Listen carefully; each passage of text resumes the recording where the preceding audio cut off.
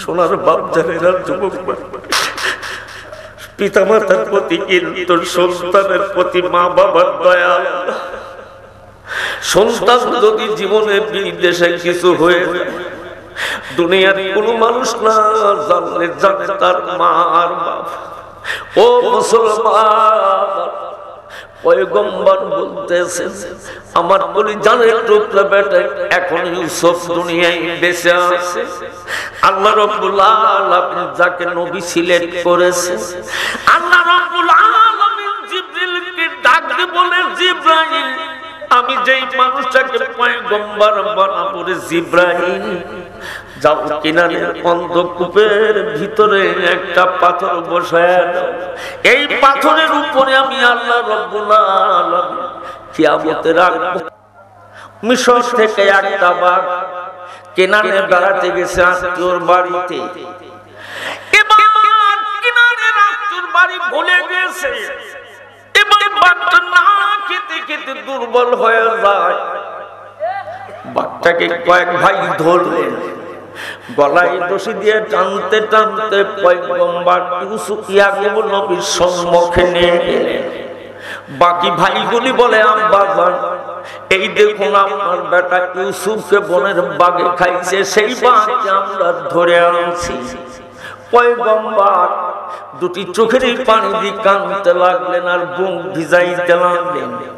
এবার বাঘকে লক্ষ্য করে বলে, বাঘ আমার কলিজার টুকরা সন্তান ইউসুফকে কোন মুখ দিয়ে খাইছে, কেমন করে খাইছে ও বাঘ, একটা বার আমার কাছে বলে আমার কলিজার বেটা ইউসুফকে তুমি কেমন করে খাইলা। বাঘ তার ভাষা দিয়ে বুঝাইতে চায়, পয়গম্বর আমি আপনার কলিজার বেটা ইউসুফকে খাই না। পয়গম্বর বলে, না আমার কলিজার বেটা ইউসুফকে কেমন করে খাইলা। এবার বনের বাঘ আকাশের দিকে মুখটা উঁচু করে দুটি চোখের পানি দিয়ে কান্দার বলে, আল্লাহ তুমি তো জানো আমি ইয়াকুব নবীর বেটা ইউসুফকে কখনো দুনিয়ায় খাই। মাবুদ গো, তোমার নাম রহমান, তোমার নাম আল্লাহ, একটা বার যদি মানুষের মতন আমার জবানটা তুমি খুলে দাও, তোমার পয়গম্বর ইয়াকুব নবীকে আমি বলে দেব আমি জীবনে খাই নাই। জোরে সুবহানাল্লাহ। বলেন বাঘ দুটি চোখ দিয়ে আকাশের দিকে তাকায়, কাঁদছে আর বুকটা ভিজে যাচ্ছে। চোখের পানিতে বাঘ দুই নয়নে কাঁদতেছে, আল্লাহ তুমি তো জানো আমি ইউসুফ নবীকে দুনিয়ায় কখনো খাই নাই। মাবুদ গো, একটা বার আমার তুমি জবান খুলে দাও, আমার আল্লাহর কুদরতি ক্ষমতা বোঝা যায় না। বনের বাঘের জবান খুলে গেল।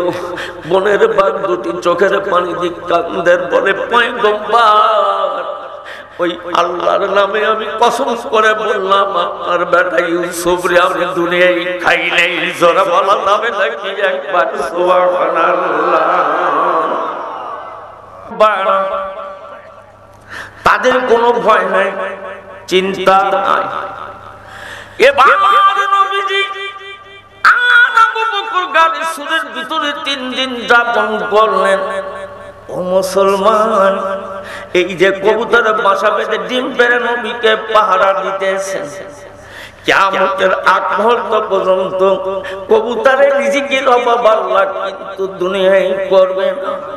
যারা মক্কা মদিনায় জিয়ারতে যায়, যারা মক্কা মদিনার মাটিতে জিয়ারত করতে যায়, লক্ষ লক্ষ কবুতর মক্কার মাটিতে মদিনার মাটিতে।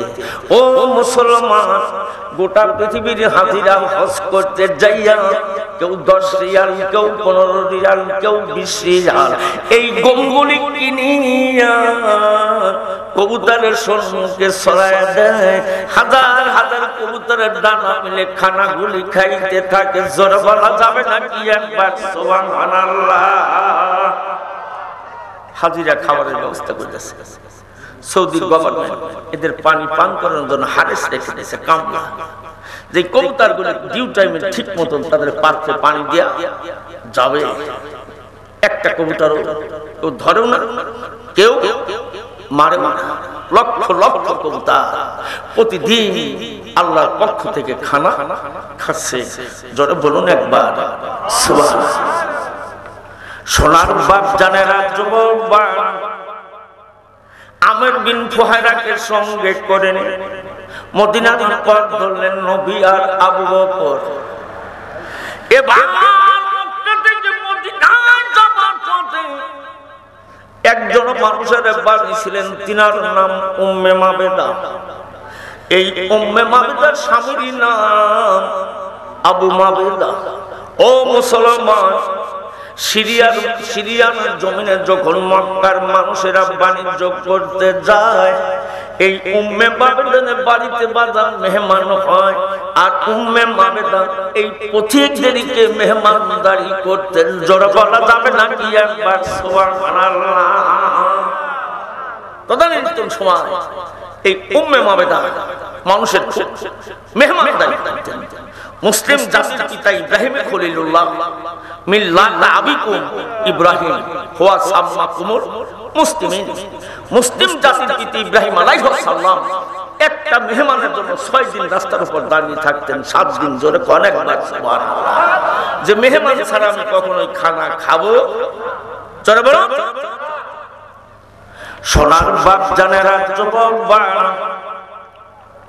এবার নবীজি আবু বকরকে সঙ্গে করে নিয়ে মক্কা থেকে মদিনার পথে হাঁটতে লাগলেন। ও মুসলমান, এবার মক্কা থেকে মদিনায় যাবার পথে কুল কায়নাতের নবী 13 দিন 13টা গাড়ি জমিনে লাগলো। জোরে বলা যাবে নাকি একবার সুবহানাল্লাহ? কতদিন? 13 দিন 13 রাত নবীজি চলতেছেন উষ্টের পিঠের উপর বসে।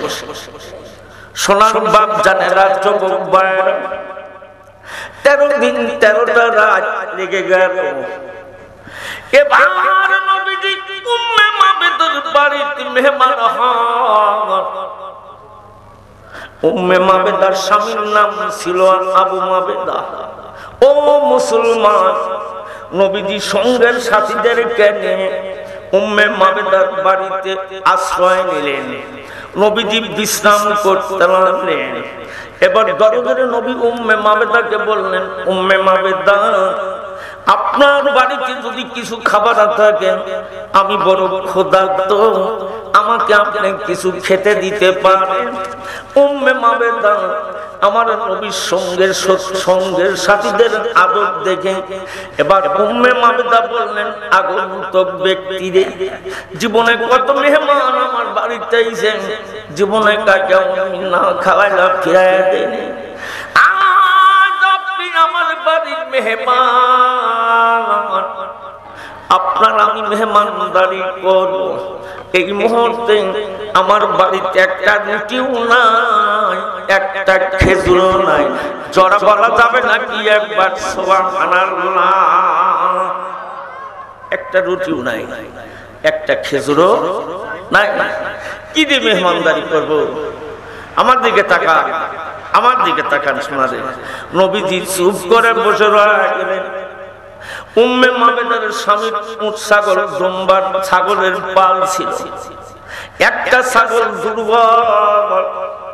দুর্বল ছাগলটাকে বাড়িতে রেখে গেছে। এবার দুর্বল ছাগলটাকে মাঠে নেয় নেই অসুস্থতার কারণে। এবার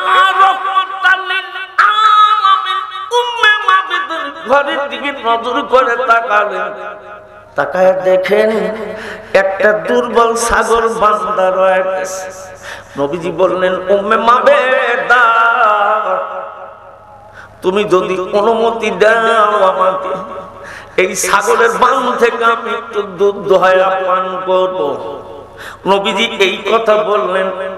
উম্মে মাবেদা বললেন, এ ছাগল তো অসুস্থ, এ ছাগল তো দুনিয়ার বুকে বাচ্চা দেয় না, কেমন করে দুধ দেবে? বলে, ওগো উম্মে মাবেদা, আপনি যদি অনুমতি দেন এই দুর্বল ছাগল দুধ দেবে, জোরে বলা যাবে নাকি একবার আল্লাহু আকবার, আল্লাহুম্মা মহব্বতে।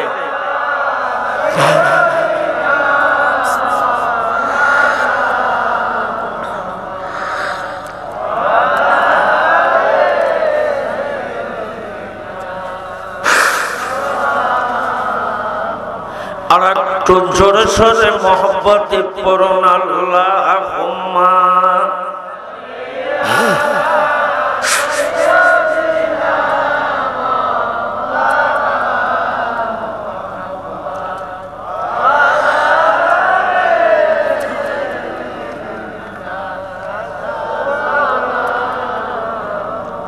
নবীর নামে এ জগতে কারু দিল কান্দে না,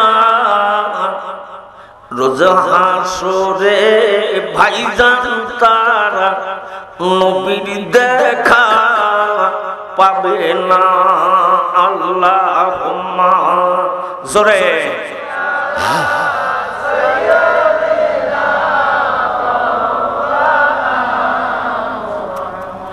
ওয়ালা আলে সাইয়্যিদিনা।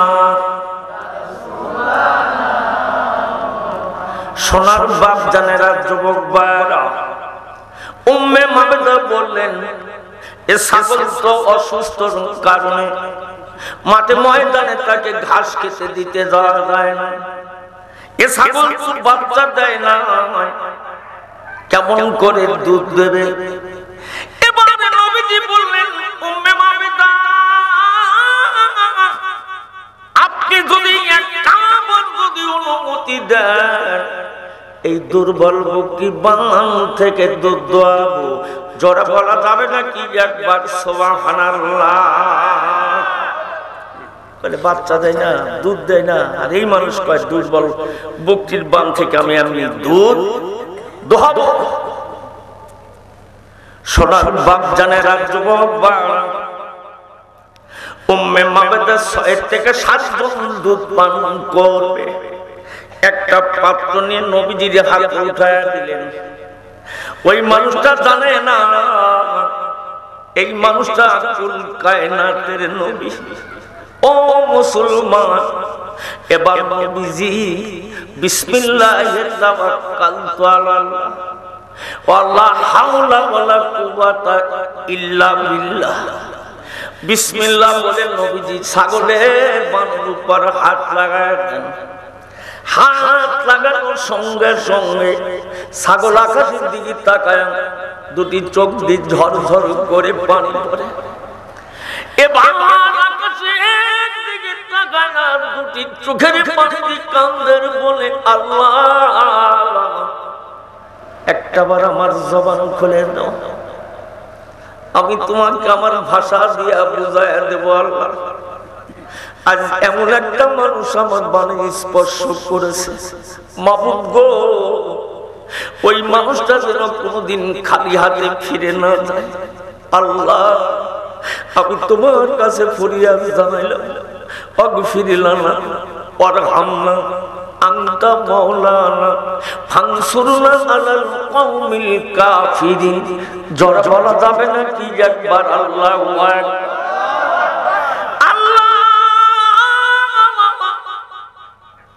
তুমি আমার দেহের রক্তগুলি সম্পূর্ণ দুধ বানায়া বান দুটি ভাড়ায়া দাও, তবু যেন মুহাম্মদ বিন আব্দুল্লাহ যেন খালি হাতে না ফিরে যায়।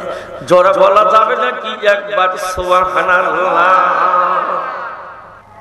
বনের হরিণী তোমায় চিনিল রাসূল, বনের হরিণী তোমায় চিনিল রাসূল, উম্মত হয়ে তোমায় চিনলাম না।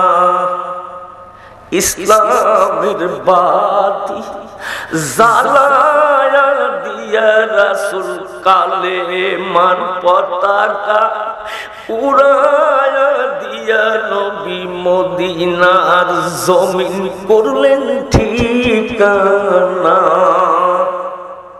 বাদশাহী পাইয়া, না খাইয়া নবীজি বাদশাহী পাইয়া, না খাইয়া নবীজি খেজুরের পাটি করছেন বিছানা।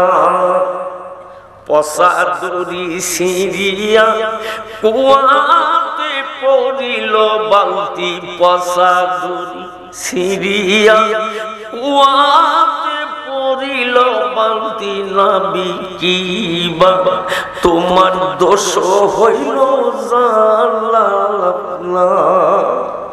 ইসলামের বাতি জ্বালা দিয়া নবী ঘুমিয়ে আসেন সোনার মদিনায়। ও মুসলমান, এই কালেমার দাওয়াত দিতে যাইয়া নবীজি আবু জাহলের হাতে মার খাইলেন। এই কালেমার দাওয়াত দিতে গিয়ে নবীজি তায়েফবাসীদের কাছে মার খাইলেন। এই কালেমার দাওয়াত দিতে গিয়ে নবীজি ইহুদিদের হাতে চর খাইলেন। ও মুসলমান, যেই ইহুদি নবীজির গালের উপর চর মারল, সে ইহুদি পরবর্তীতে কলমা পড়ে ঈমান আনলো। এবার কূপের মধ্য থেকে এক বালতি করে পানি উঠাবে, এক বালতির পানির বিনিময়ে একটা করে খেজুর দেওয়া হবে। ইমাম হাসান হোসেনের মুখে হাসি ফোটানোর জন্য নবীজি ইহুদির বাড়ি থেকে কূপের থেকে পানি উঠাইতে লাগলেন। পানি উঠাইতে উঠাইতে রশি ছিঁড়া যখন বালতিটা কূপের মধ্যে পড়ে গেল, ও মুসলমান, ইহুদির কাছে ম্যানেজার বলল, এমন একটা মানুষকে কাজ মিটাইয়া দিছে, কূপ থেকে পানি উঠাইতে যাইয়া কূপের মধ্যে রশি ছিঁড়ে পড়ে গেল। ইহুদি কাফের বুঝতে না পেরে ছুটে এসে দৌড়ায় নবীজির ডান কানের উপর বাদাম চর মারলো। চর মারার সঙ্গে সঙ্গে আঙ্গুল কটা নবুয়তের নূরের গালের উপর বসে গেছে, চেহারাখানা বাদাম লাল হয়ে গেছে। নবীজি জাবান কূপের মধ্যে হাত দিয়ে বালতিটা কূপের পারে রেখে দরদের নবী চলে যাচ্ছেন। দরদের নবী চলে যাচ্ছে। ইহুদির জন্য কিন্তু বদদোয়া করে। ও মুসলমান, জালেমের দোয়া আল্লাহ কিন্তু কবুল করে না, মজলুমের দোয়া আল্লাহ কবুল করে। এই বাংলার জমিনে মালেমকে জেলের কারাগারের ভিতরে ফাঁসির মঞ্চে ঝুলায় মারা হলো। এবার এই মানুষগুলি মজলুম হয়ে আল্লাহর আদালতে বিচার দিয়ে গেছে। ও মুসলমান, বিগত সরকারের একটাই পতন, শুধু আলেমদের গায়ের উপরে হাত উনানোর জন্য। জোরে কথা ঠিক না? একটাই পতন, শুধু আলেমদের গায়ে হাত উঠানের কারণে।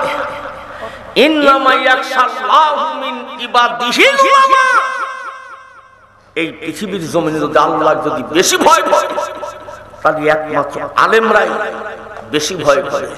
জোরে বলুন একবার সুবহানাল্লাহ। এরা মুসলিম, বিচার আল্লাহর কাছে দিয়েছে। তিনি ন্যায় বিচারের মালিক, তার বিচারে কোনো পার্সিয়ালিটি নাই।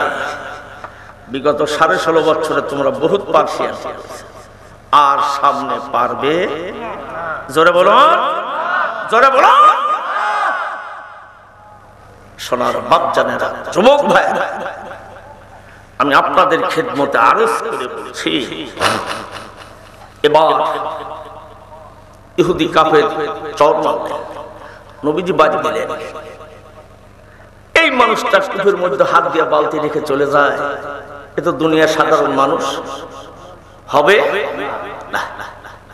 পরবর্তীতে জানতে পারে ছেলেটা যে হাত দিয়ে নবীজি চর মারছিলেন, সেই হাতটা তরবারি দিয়ে কাটলেন। কাটা হাত কান্দে করে চলে গেছেন। নবীজি নিজের বাড়িতে না যায়, ফাতেমার বাড়িতে গেছেন। ইমাম হাসান হুসাইন খাই নাই, ফাতেমা খাই নাই 3 দিন। খেজুরগুলি দিলেন, ফাতেমা বাবার দিকে তাকায় আছে যে বাবা এই চেহারা লাল দেখা যায় কেন? কে তোমাকে মারছে বলো দেখি। নবীজি বলে না কিছু হয় নাই। বলে না বাবা বলতে হবে, তোমাকে কে মারছে? আমার দরদের নবী বলে মা তোমাদের চুলায় 3 দিন আগুন জ্বলে না গো মা। আমি ইহুদির বাড়িতে পানি উঠানোর কাজ মিটিয়ে নিয়েছিলাম মা। এক বালতির পানির বিনিময়ে একটা খেজুর দেবে মা। ও মা ফাতেমা তোমার ঘরে খাবার নাই, আমি তোমার এতিম বাবা সইতে পারি। আমি ইহুদির বাড়িতে কূপ থেকে পানি উঠাইয়া খেজুর গাছের কাছে দেব। হাত থেকে রশি ছিঁড়ে বালতি কূপের মধ্যে পড়ে গেল। ইহুদিটার নাম জমশেদ। এই জমশেদ এসে তোমার বাবার ডান গালের উপর চর লাগায় দেয়। ফাতেমা দুটি চোখের পানি দিয়ে কাঁদে আর বলে বাবা তোমাকে কি আমি বলছিলাম তুমি ইহুদির বাড়িতে যা এক কাজ করো? ও মুসলমান বাবারা দুনিয়ার বুকে মেয়েদেরকে বেশি ভালোবাসে আর মারা ছেলেদেরকে বেশি ভালোবাসে। জোরে বলা যাবে নাকি একবার সুবহানাল্লাহ? পরবর্তী ছেলেটা মুসলমান। ফাতেমার বাড়ি গেলেন কাটা হাত। নবীজি বললেন মা দেখো বাইরে কে। ফাতেমা দুটি চোখের পানি দিয়ে কান্দার বলে বাবা আমার জীবনে কোনোদিন এই দৃশ্য আমি তাকায় দেখিনি। বাইরে একটা যুবক দাঁড়িয়ে আছে কাটা হাতটা কান্দে করে। দেখো বাবা বাইরে তাকায়। নবী তাকায় দেখেন সেই যুবক যেই যুবক নবীজিকে চর মারছিলেন। আল্লাহর নবী বললেন যুবক রে আমি তোমার জন্য বড় দোয়া করব। আমি রহমাতুল লিল আলামিন কুল কায়নাতের নবী, আমি তোমার জন্য দোয়া করব। তোমার কাটা হাতটা বাবা তুমি কাটা জায়গায় বসায় দাও। এবার নবীজির নির্দেশ মতন কাটা জায়গায় লাগা দেওয়ার সঙ্গে সঙ্গে এবার যুবকের হাতটা পূর্বের চাইতে ভালো। জোরে বলা যাবে নাকি একবার মারহাবা? ইহুদি যুবকটা সর্বনাশ। কার গালে ঝড় মারছিলেন? কোনো ডাক্তার লাগে না, ব্যান্ডেজ লাগে না, লাগা দিলেই ভালো হয়ে যায়। যাক কদম ধরছে হুজুর আমার ভুল হয়ে গেছে, আপনি আমাকে মাফ করুন, আমাকে কলেমার বিনিময়ে আপনি মুসলমান বানায় দিন। জোরে বলুন সুবহানাল্লাহ। এই কষ্টে ইসলাম আসছে দুনিয়ার দিকে। ও যুবকরা তোমরা নামাজ নাই বক্তালি আসো। আজ 30 বছর ওয়াজ করতেছি এই মাঠে। আমার জীবনে 3 বার আমি সাইদের সাথে তাফসীর মাহফিল করেছি বাগাবাগি। সেসব মুরব্বীরা নাই নাই তোমরা ভুলে যাবে কিন্তু তারা তো আমার ভুলে নাই। সোনার বাপ জানেরা যুবক বাড়া এবার উম্মে মাবদুনের বাড়ি কিন্তু নবীজি বসে রয়ে গেছে, মনে আছে কিনা? ও মুসলমান এবার নবীজি পাত্র বুঝেই দুধ দোহাইলেন, ছাগলের জবান খুলে গেল। ও মুসলমান হযরত ইয়াকুব নবীর জীবনেই পড়ে দেখবেন বাকি 10 ভাই যেদিন কিনারের অন্ধকূপের মধ্যে ফেলাইয়া দিল, তার গায়ের জামাগুলি খুলে নিয়ে ছাগল জবাহ করে রক্ত মাখাইল। এবার বাবার কাছে এসে বলছে বাবা আপনার সন্তানকে কিন্তু বনের বাঘে খায়া ফেলছে, এই দেখুন আপনার সন্তানের জামায় রক্ত। পয়গম্বর নাকের কাছে নিয়ে সুগন্ধি নিয়ে বলে বাবা তোমরা বলতেছ আমার সন্তানকে বাঘে খাইছে, কিন্তু রক্ত শুকে দেখি এটা তো বাঘের রক্ত নয়, ছাগলের রক্ত বলে মনে হয়। আমার মন বলে আমার ইউসুফ দুনিয়ায় জীবিত আছে। জোরে বলা যাবে নাকি একবার সুবহানাল্লাহ? তোমরা বলছো ইউসুফকে বাঘে খাইছে, কিন্তু আমার মন বলে বাবা আমার ইউসুফ এখনো দুনিয়ায় জীবিত আছে। তোমরা যখন বলতেছো যে আমার ইউসুফকে বনের বাঘে খাইছে, তাহলে সেই বাঘটাকে ধরে নিয়ে আসো, তাহলে যা বিশ্বাস করো যে আমার ইউসুফ আর দুনিয়ায় বেঁচে নাই। সোনার বাপ জানেরা, যুবক বাপ, মিশর থেকে একটা বাপ কেনানে বেড়াতে গেছে আত্মীয়র বাড়িতে। এবার কেনানের আত্মীয়র বাড়ি ভুলে গেছে। এবার বাপটা না খেতে খেতে দুর্বল হয়ে যায়। বাপটাকে কয়েক ভাই ধরলেন, গলায় রশি দিয়ে টানতে টানতে পয়গম্বর ইউসুফ ইয়াকুব নবীর সম্মুখে নিয়ে গেলেন। বাকি ভাইগুলি বলে, আব্বা জান, এই দেখুন আপনার বেটা ইউসুফকে বনের বাগে খাইছে, সেই বাঘকে আমরা ধরে আনছি। পয়গম্বর দুটি চোখের পানি দিয়ে কাঁদতে লাগলেন আর বুক ভিজাইতে লাগলেন। এবার বাঘকে লক্ষ্য করে বলে, বাঘ আমার কলিজার টুকরা সন্তান ইউসুফকে কোন মুখ দিয়ে খাইছে, কেমন করে খাইছে ও বাঘ, একটা বার আমার কাছে বলে আমার কলিজার বেটা ইউসুফকে তুমি কেমন করে খাইলা। বাঘ তার ভাষা দিয়ে বুঝাইতে চায়, পয়গম্বর আমি আপনার কলিজার বেটা ইউসুফকে খাই না। পয়গম্বর বলে, না না, আমার কলিজার বেটা ইউসুফকে কেমন করে খাইলা। এবার মনের বাঘ আকাশের দিকে মুখটা উঁচু করে দুটি চোখের পানি দিয়ে কান্দার বলে, আল্লাহ তুমি তো জানো আমি ইয়াকুব নবীর বেটা ইউসুফকে কখনো দুনিয়ায় খাই খাই। মাবুদ গো, তোমার নাম রহমান, তোমার নাম আল্লাহ, একটা বার যদি মানুষের মতো আমার জবানটা তুমি খুলে দাও, তোমার পয়গম্বর ইয়াকুব নবীকে আমি বলে দেব আমি জীবনে খাই নাই। জোরে সুবহানাল্লাহ। বলেন বাঘ দুটি চোখ দিয়ে আকাশের দিকে তাকায়, কাঁদছে আর বুকটা ভিজে যাচ্ছে।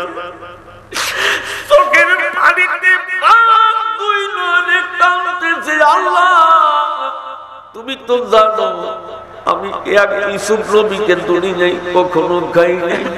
মাবুদ গো, একটা বার আমার তুমি জবান খুলে দাও, আমার আল্লাহর কুদরতি ক্ষমতা বোঝা যায় না। বনের বাঘের জবান খুলে গেল। বনের বাঘ দুটি চোখের পানি দিয়ে কান্দের বলে, পয়গম্বর ওই আল্লাহর নামে আমি কসম করে বললাম আপনার বেটা ইউসুফ রে আমি দুনিয়ায় খাই নাই। জোরে বলা যাবে নাকি একবার সুবহানাল্লাহ। সোনার বাপ জানেরা, যুবক পিতা মাতার প্রতি কিন্তু সন্তানের প্রতি মা বাবার দয়া। সন্তান যদি জীবনে বিদেশে কিছু হয়ে যায়, দুনিয়ার কোন মানুষ না জানলে জানে তার মা আর বাপ। ও মুসলমান, পয়গম্বর বলতেছেন আমার কলিজার টুকরা বেটা এখন ইউসুফ দুনিয়ায় বেঁচে আছে।